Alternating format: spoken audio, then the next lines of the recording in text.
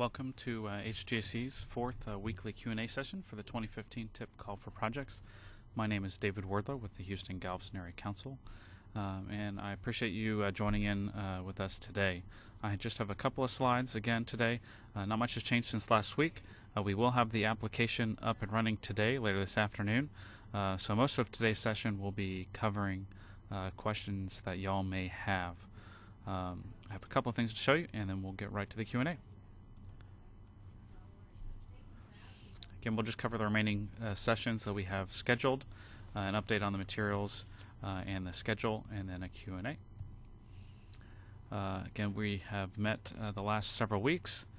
We have a number of sessions that we will continue to hold, again, Mondays at 2 p.m., and this will run through the conclusion of the application period. So whatever the application deadline happens to be, we'll continue these Q&As all the way until that date. Again, the purpose of these is for us to join together and try to answer as many questions as possible in a common format so that folks can participate together and we don't have to individually answer everybody's questions. We can all learn from each other. The application website will be available today. I think we've got it in a pretty good place. I want to thank TxDOT and the City of Pearland. They helped us out trying to test it out, see if they could find anything that was wrong. They did find some stuff for us to fix.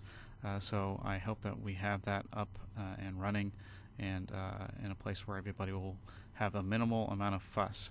If you do run into any issues, again, let us know as soon as possible so that we can make any adjustments that are necessary so hopefully nobody else runs into the same issue.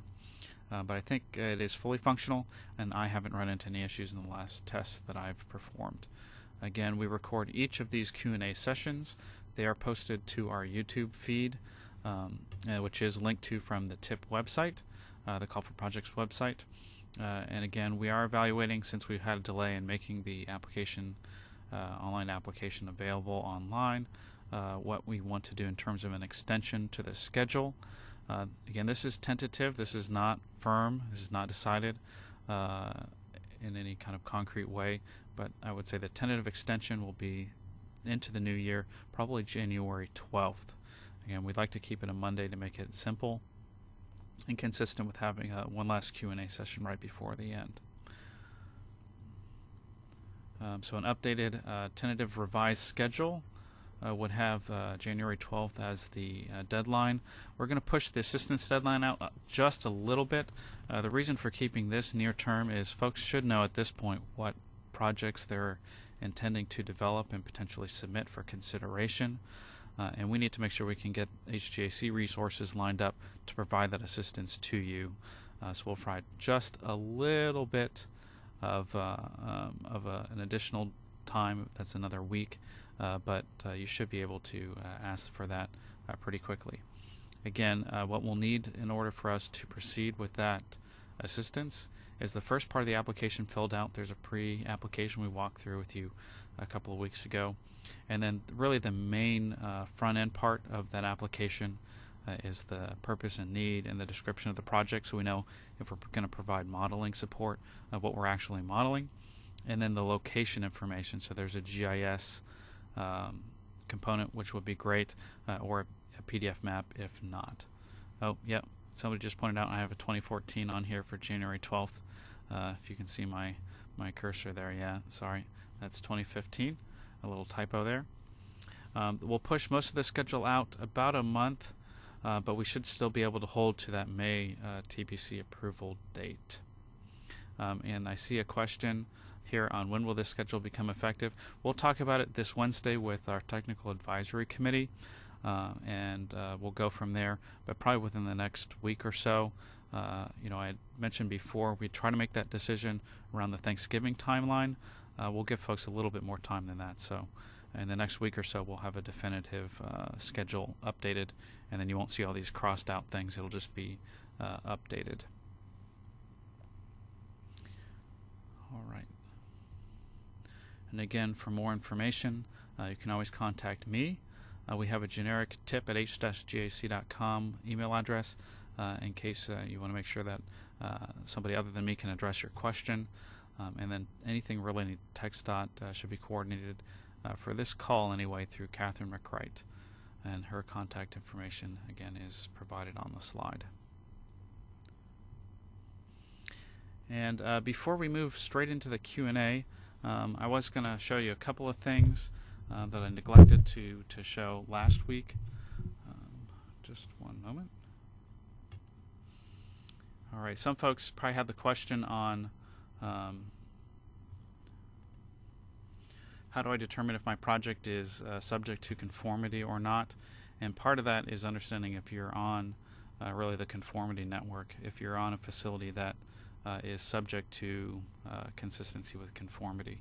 We've spent quite a bit of time discussing this with our committees, but we'll also provide this map to you guys online so you can see if your facility is on there, then you know if you're an added capacity project, you're probably subject to conformity.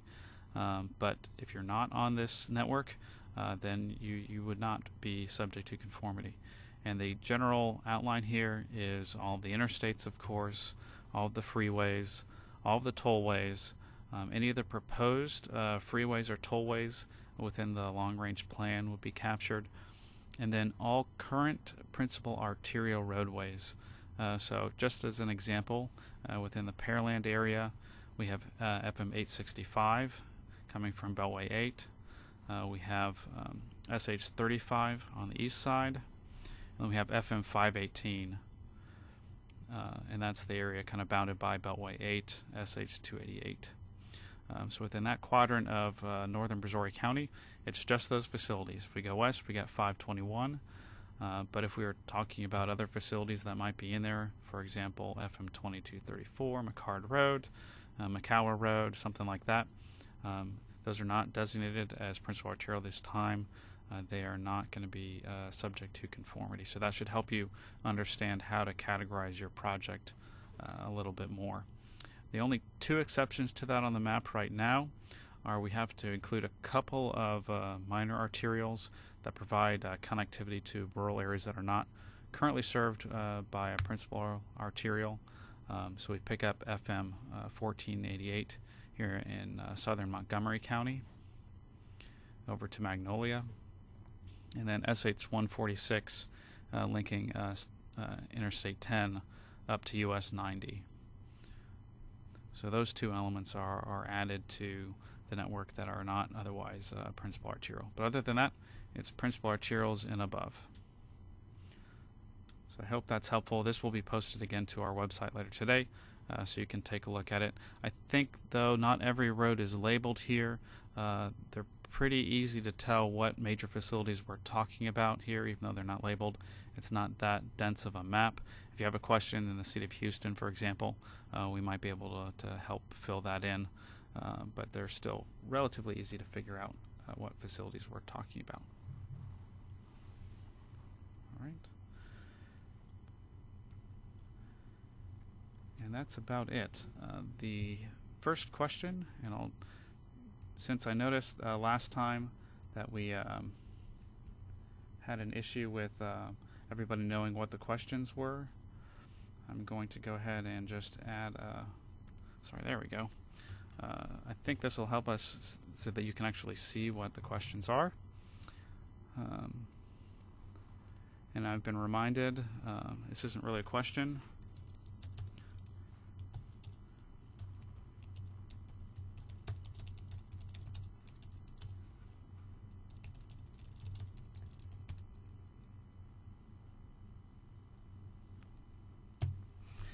But a comment from TxDOT, given that will allow you to come back and save your information in the online format, and at the end of it you can download or print a full copy that includes links to the attachments you had included in your application. It's good practice for you all to keep an offline copy of everything you're going to complete. That's part of the reason why we made the Excel version available to folks to begin to compile all the information, gather all the information they're going to need, and hopefully just basically copy and paste it into the online application.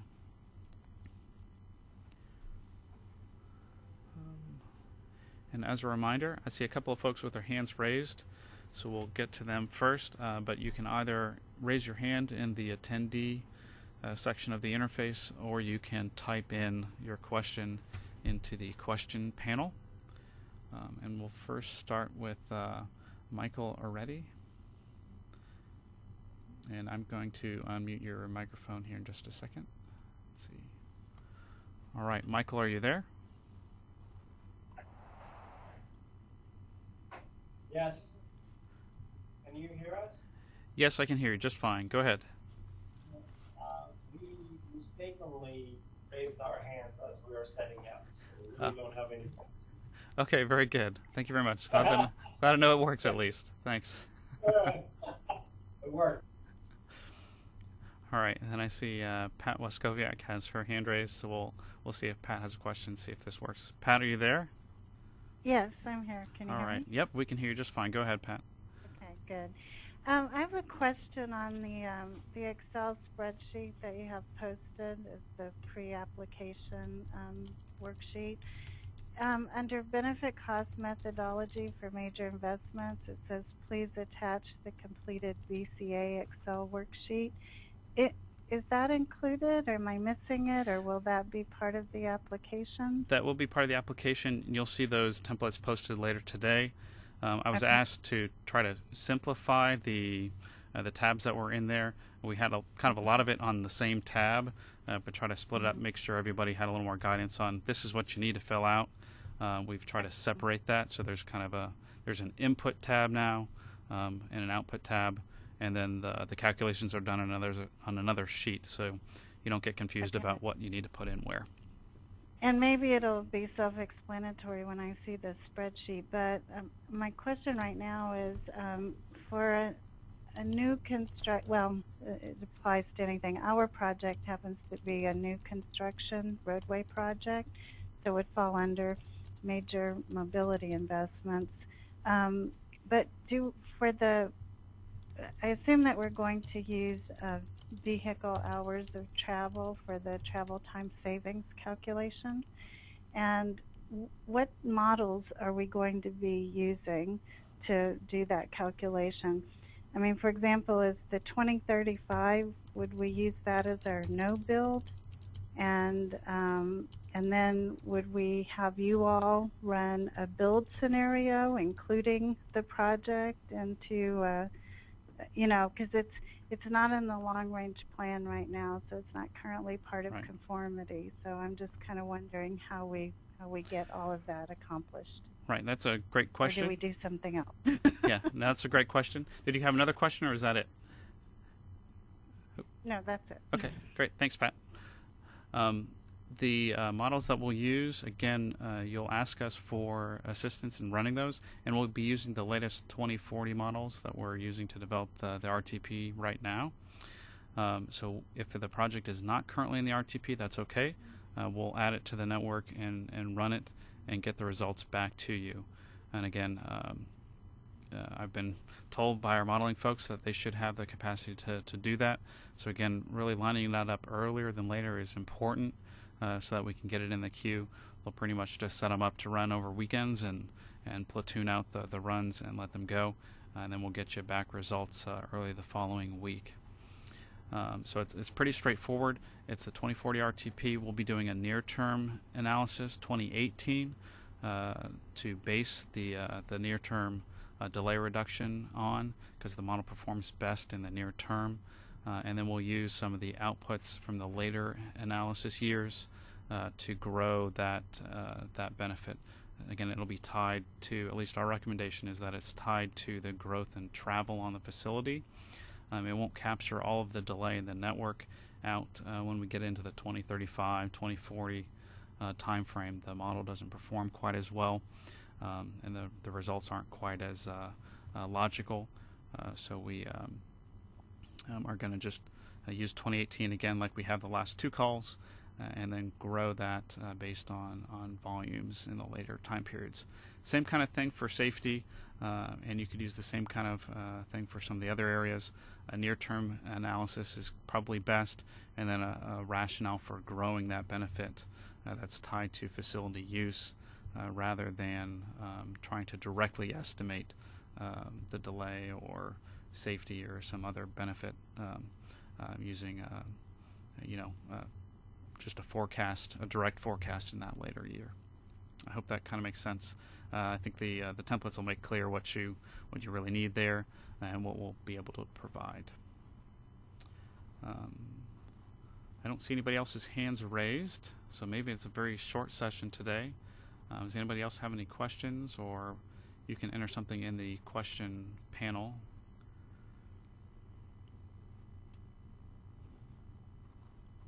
We'll give folks just a few minutes here. They may be joining us late.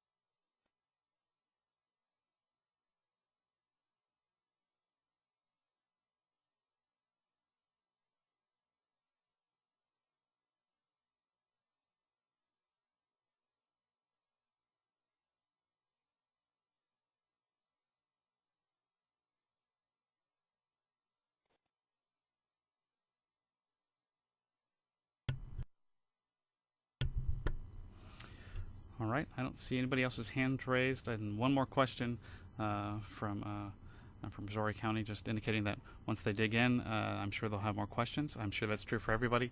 We'll be here again each Monday through the application period. As always, you can ask us questions offline as well.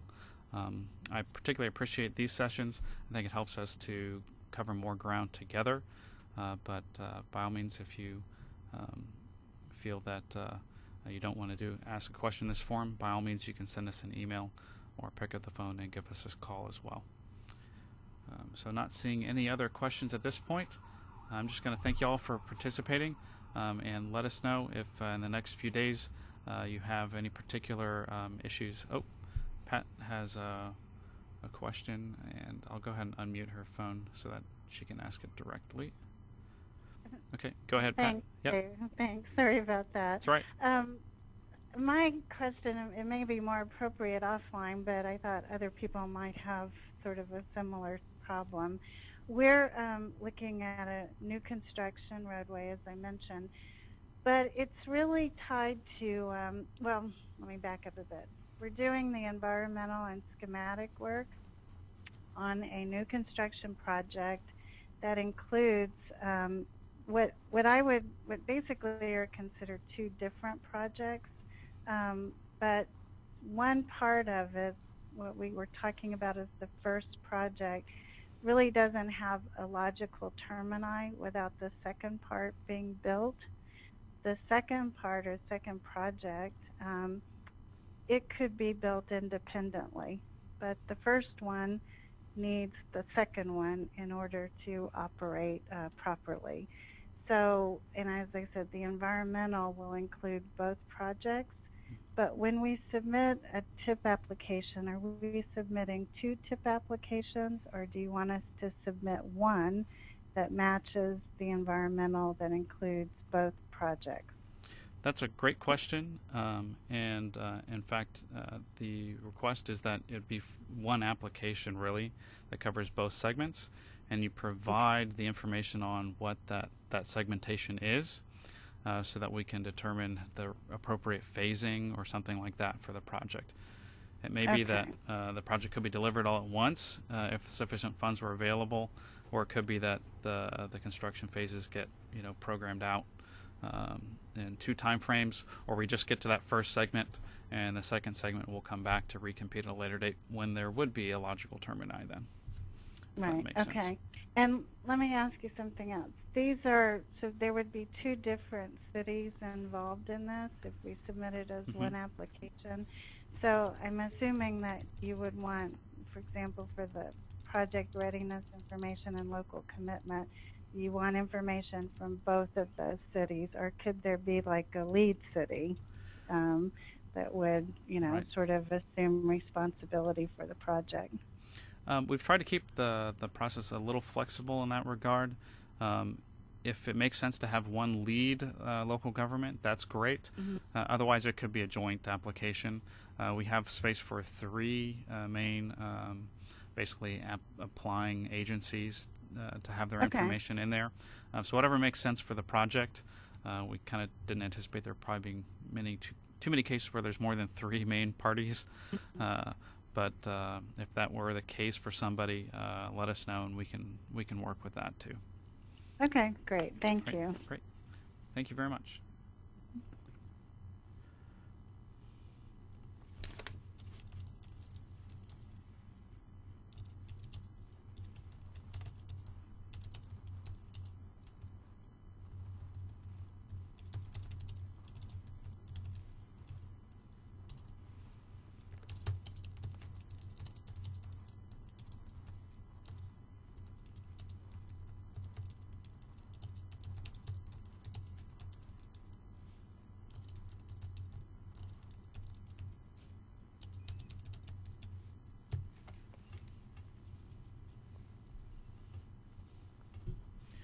All right. Barring any other questions, thank you very much for joining us today.